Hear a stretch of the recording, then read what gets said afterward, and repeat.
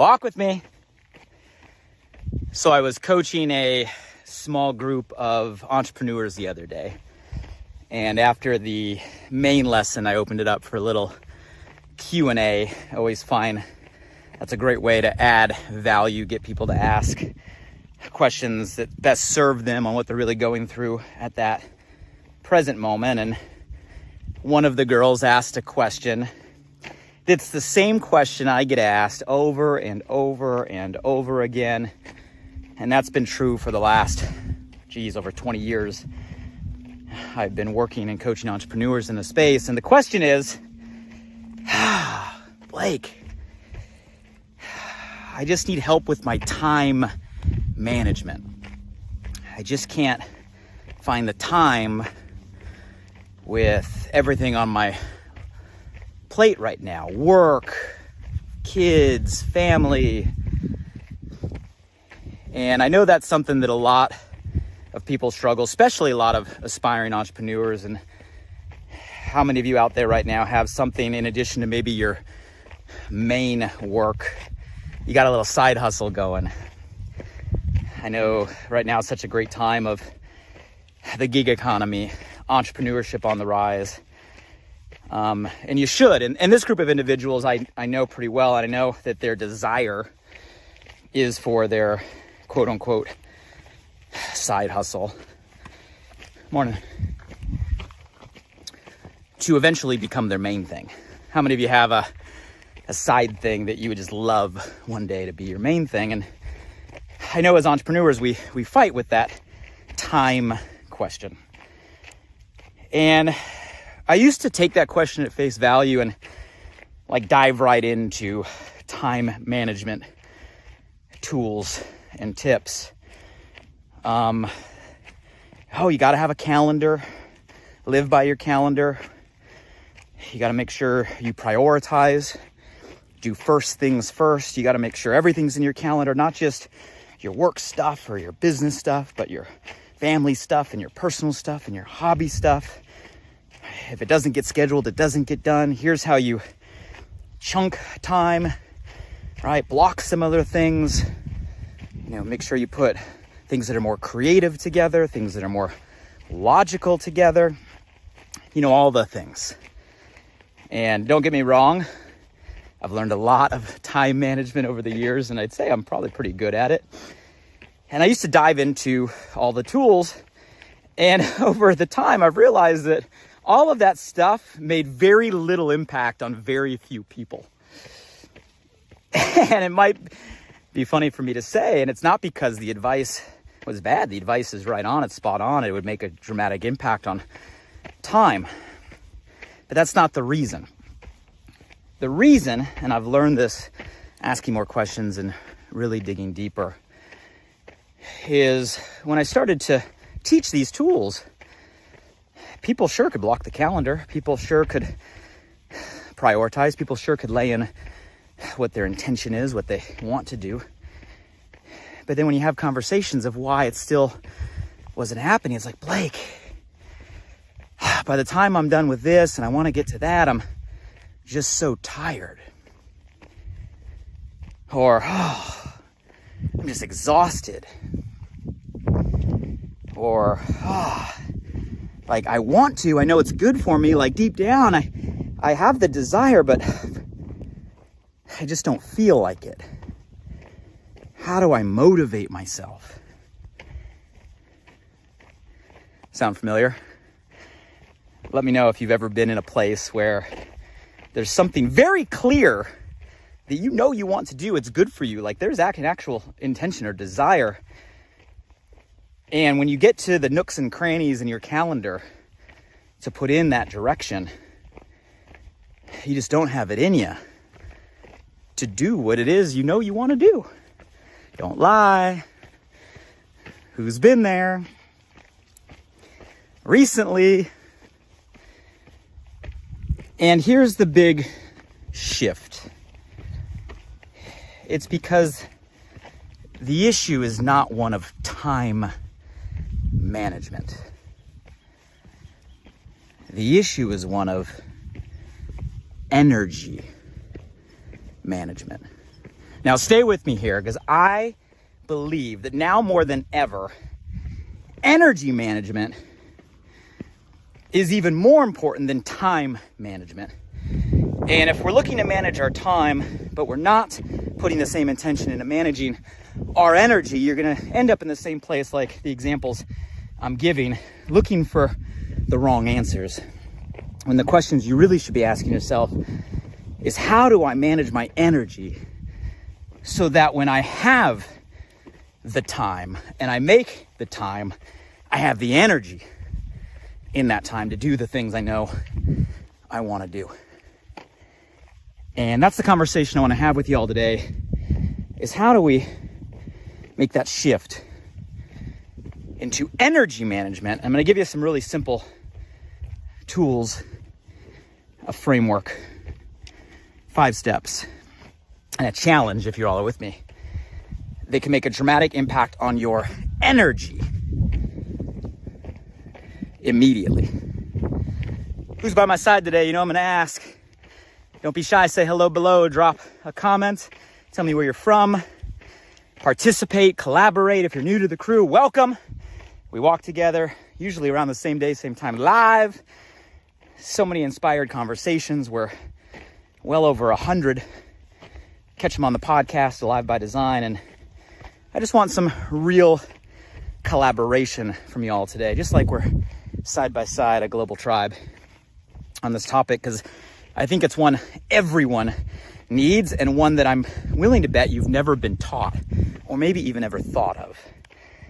Energy management. Now, let's talk energy first before I give you the framework. So when I say energy, I mean both like figuratively speaking and like literally speaking, right? We all use that word energy a lot. After this conversation, it's going to go into your RAS, your filter, and you're going to start noticing how much you use the word energy or phrases to describe it or lack thereof. Part of the value of these conversations, awareness. But when I say energy, figuratively, we use it all the time. Like, hey, I'm tired, I'm exhausted, I don't feel like it, right? I don't have the energy. These are all phrases we use probably more often than we'd like to admit. And when we talk about it figuratively, like I don't have the energy, that comes from a literal definition, meaning literally we're talking about energy by every sense of the word. Take a seat here on it's our little wisdom rock. Beautiful day. There's the view, ocean, clear skies here, Santa Monica to Malibu. We are literally made of energy. Right? And I don't want to flash you back to like 7th grade science class where we talk about atoms and molecules and electrons and positive and negative charges, but literally we're energy. We're magnets. Our whole body is based on that. Matter of fact, all matter is based on that. It's been scientifically proven by people much smarter than me that we have a frequency that can be measured. It changes or fluctuates depending on where we're at. There are entire fields dedicated to this, and I'm not going to go down that rabbit hole. A lot of that is way above my head, but I like to simplify in the fact that, hey, let's just agree that energy is a thing. We all know it, we all feel it. Maybe we don't have the words to describe it. I'm going to skip all the science and I'm going to go to simplicity on how I view all of that. You guys ever play video games? I'm not a big video game player. I never have been. The only video game system I ever owned in my life was the original Nintendo. Come on, Contra. You guys remember the Contra code? Infinite Lives, Super Mario Brothers, right? Excite Bike. And I use video games. It's crazy where gaming is today. It's nuts. And the basic premise of so many video games is you have your character, and when you start the game, you have a fixed amount of what? Energy, right? Your bars of energy. And the premise of the game is there's things you can do that can add to your bars, and there's things that get in the way, that attack you, that lower your bars. Isn't that the concept of so many games? And at the end of the day, if too many things attack you, you run out of bars, you run out of energy, and you die. You got to start all over again. Or if you're really good, you're able to go collect all the things that raise your bars, and you go longer and further and faster until you eventually complete the game. If you're able, right, to do that. That's the concept I know it's a funny analogy, but I don't think we're much different. I think most of us wake up in the morning, and if you were to imagine, we have a fixed set of bars of energy. And just like that character in that game, we go through our day, and there are only two sides of what we interact or interface with. There are things that attack us and drain our energy. We can feel it. Boom, bar gone. Oh, there's another one. Ooh, by the end of the day, right, you're starting to drag. You're all the way to, the evening, and you got nothing left in the tank. You got hit. Your bars went down. But vice versa, there's also things that multiply our energy, that magnify our energy. There are things that build us up, lift us up, right? Give us more life. Listen to the language, right? Things that we can feel. So if we were to imagine that all of us have this energy source, and that energy source fluctuates, it either goes down or goes up based on what we interact with in a day, that is the simple way that I can define so much more sophisticated fields and conversations out there. So let's run with this philosophy or analogy, if you guys will indulge me here. Okay, so energy is a thing, figuratively speaking, but also literally. It can go up or it can go down. I want you to imagine that in every scenario, there's two polar sides, one on the left, one on the right. One is things that are negative. Negative means it takes energy away from you personally. And then the other side is a positive, and a positive are things that add energy to you. And if you guys can just imagine a little T-chart on your mental paper right now, or maybe even you do this as a task, you have negative on one side, positive on the other. And now we can start creating a framework for our own energy management strategy. Now I'm going to give you 5 different categories. Now, the categories, I think, are true for all of us. What's in each of the categories, you're going to have to put some personal, right, self-reflection time in to define, because we're all built differently, right, in terms of what adds and what takes away. We are different. Same operating system, but different variables. So let me give you the 5 categories that I think are true for you, and then ask you to do some quick self-reflection here. And hey, if you're in a place where you can write some of these things down, do it, or maybe you come back to that, but at least go along with it in your head. And then you can come back to it a little bit later. So the first category I'm going to call food. So when we talk about energy, literally, we got to start with what we eat and what we drink, or what we physically consume, right? And I'm talking any and all substances in any and all way that we put into our physical body. You guys, our body takes in fuel, right, in those forms, and that's what converts it into energy, literally. So if we're going to talk about energy, we got to first talk about food. And I'm going to ask you, what are things that you consume that you just know take your energy? You know this stuff, right? And I want you to list all of the things that you consume that take energy from you. And I urge you to spend some time with that list, and we all know what some of them are. I'll share with you some of my personal, right? Some things I know take energy from me. First and foremost, alcohol, right? I know alcohol takes energy from me. I've never been a heavy drinker, but I'll be definitely the first to admit there's been seasons in my life where it was far too frequent than I want, and some seasons where it's like, wow, my wife and I, we found ourselves drinking, a glass of wine every day. It wasn't overindulging, but every day is still too frequent, at least in my opinion. So for me, I make a conscious effort to limit, right, alcohol. And it's a big intention in my household this year, right? And that's on my list. Carbs, eating too many carbs, right? Overeating, heavy, full, make sure GI system works so hard. For me, I can feel that, right? I feel like carbs take energy from me.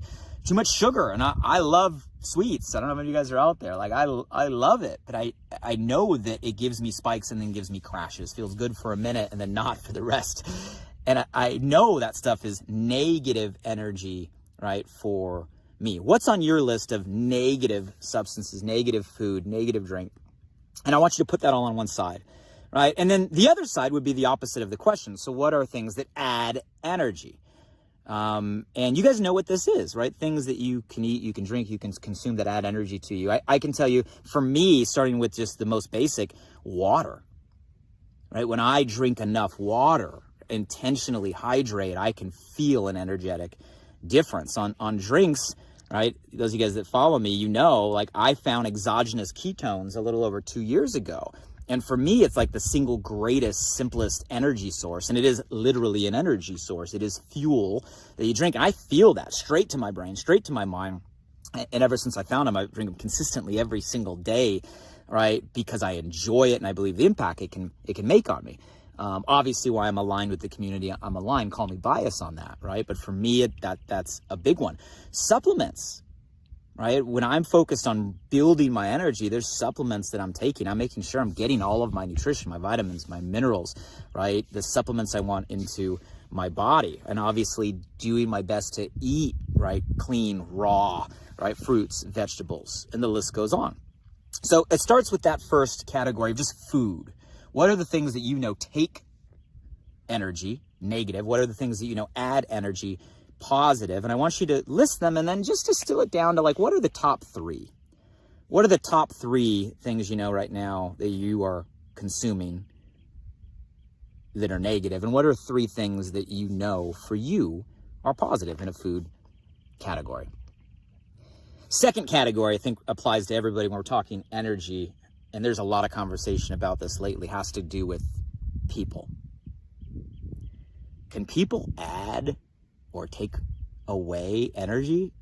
Abso-freaking-lutely, and we all know this to be truth.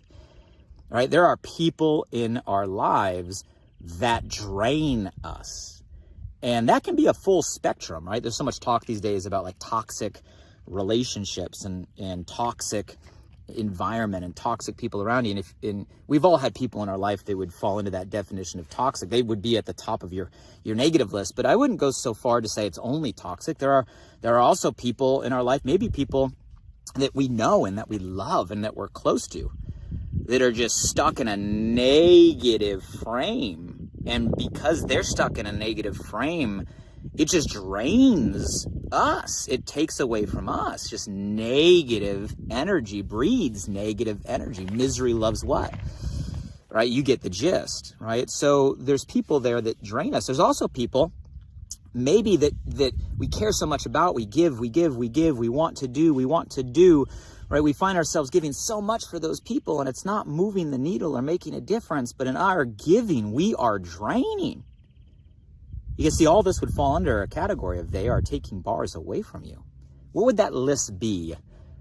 Right, I won't share with you my top names on this conversation. They wouldn't be watching this conversation anyway, but you guys get the gist. What are the names that literally, write them down, that drain you? And then on the flip side, who are the opposite? Who are the lighthouses in your life? Who are the North Stars in your life? Who are the electricity, the people you plug into and you just leave with your bars full? People that feed you, fuel you, grow you. You guys all have these people in your life. Being around them charges you up. We got to be intentional about those people. And, you know, if you are blessed enough to have those people in and around you on a daily basis, hallelujah, amen, right? But it doesn't have to be that. Maybe these are people that you intentionally set time around on a weekly basis or monthly basis or quarterly basis. And man, in a digital world we are here today, you can be connected and plugged in to anybody you want, anytime you want, right? Through all of our content channels. So I want you to figure out who are those people, and I want you literally to list those people, or who are the people that add to your life. And then same question on the first category. I want you to narrow them down to the top three on both sides. What are the three right now that are draining you the most? Name them. I know it's painful. Name them. You know who they are. Name them. And who are the three that lift you up, that charge you up the most when it comes to people today? So we covered food. We covered people. Let's go to the third category. Third category, tasks. Tasks. Yeah, what we do. Right? I'm not just going to call it work, because we have tasks, yes, with our work or our career, but we have tasks that we do for the house, tasks that we do for life, tasks that we do for friends, right? We all have a to-do list or a task list or things that we do. Or are there tasks that add and tasks that take away? Absolutely. You guys know this. And if you haven't, this is going to be a huge realization for you. There are certain tasks that you do that drain you. What are the tasks that you know you put time into that at the end you feel physically drained? And yes, there are tasks, work, doing that actually energizes you. Do you know we're built this way? Matter of fact, I can prove it to you. You could name right now the things that you do that you get into a state of what we call flow, a state where you just go and go and go, and like time almost, goes away. You can all of a sudden be focused on something, and hours later, right, you're still in the zone, they say, in the flow, you say.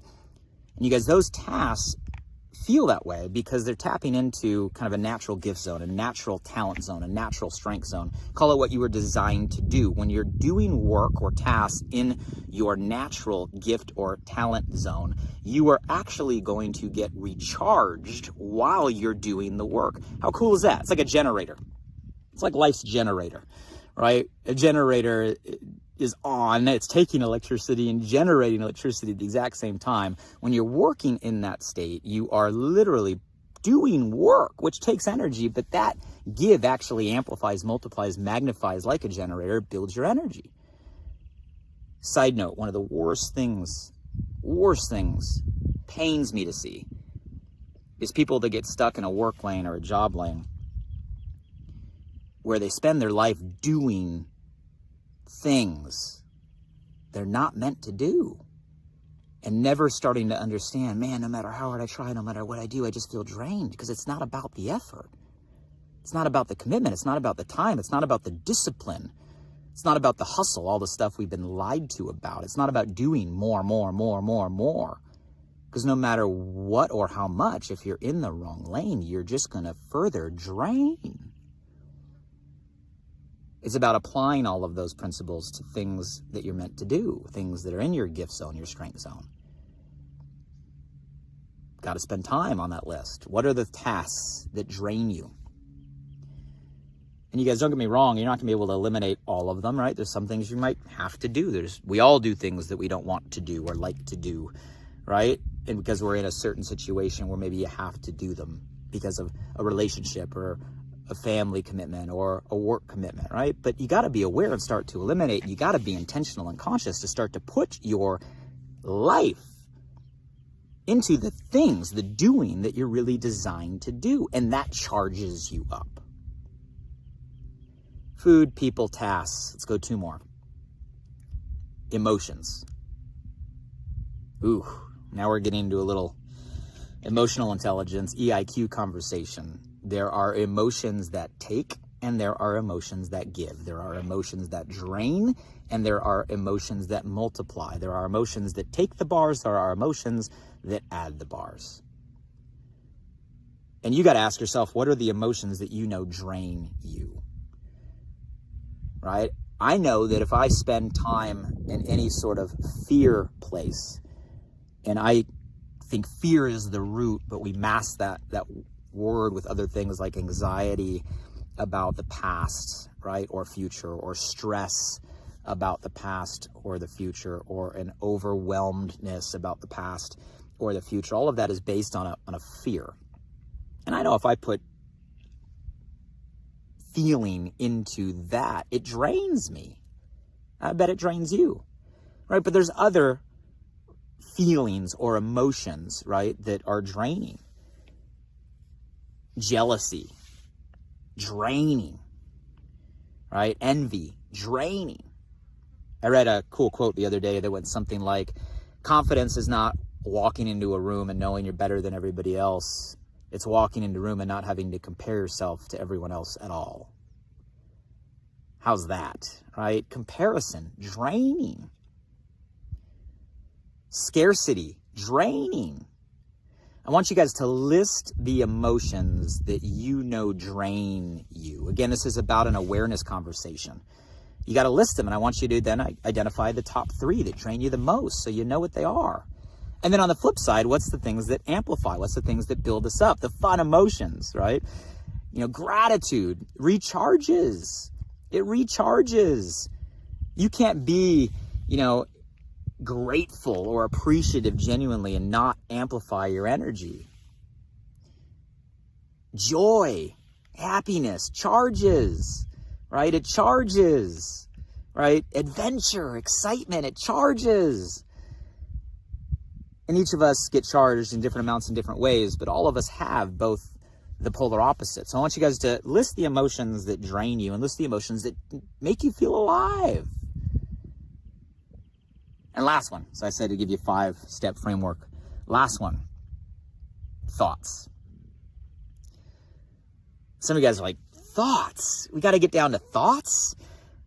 Like, it's one thing, like, okay, you eat something, it takes energy, right? Someone, outside takes your energy. Doing something takes your energy. But a thought? Can a thought kill an energy bar? And can a thought add an energy bar? Guys, at the end of the day, thoughts are things. And at the end of the day, I save this one for last because it's the one we have to master, and it's the hardest because, people were around sporadically. Things we're doing were around sporadically. Things we're putting our body around sporadically, but our thoughts are with us all the time. And if we don't master the mind game and control our thought process, man, we can drain our battery without doing or saying or seeing anything just by the negative self-talk in our head. And we got to be honest with ourselves on what are the things that we say that are negative in our own internal dialogue, maybe self-diminishing conversation,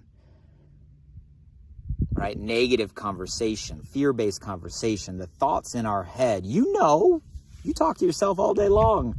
For those of you guys going, Blake, talking to myself, right? Voices in my head. I have no idea what you're talking about. That's the voice I'm talking about. You got to list the things that are on the negative and vice versa. What are the opposites? What are the internal dialogue that's going to be positive, empowering? Right?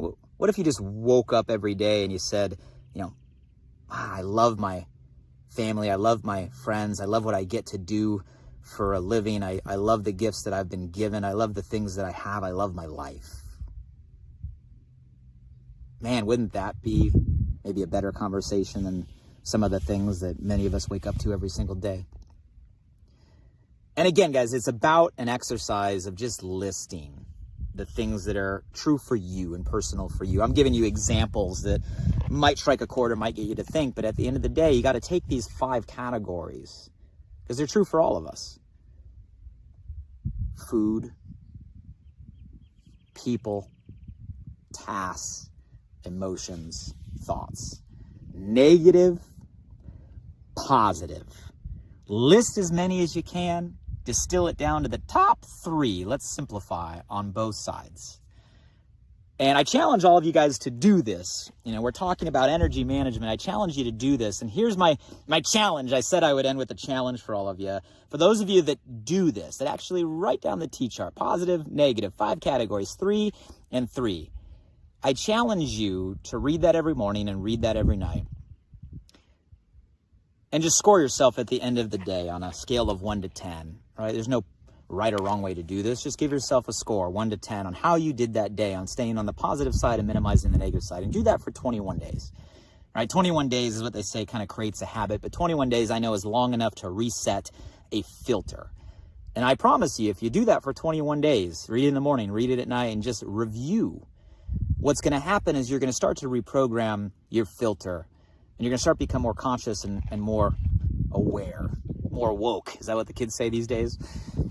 About the things that add energy and the things that take energy. And we spend so much time worrying about our calendars, so much time worrying about what we do, so much time trying to find the right mentors or strategies, right? So much time trying to get answers. Don't you think we got to spend time at the core, time in our own energy management?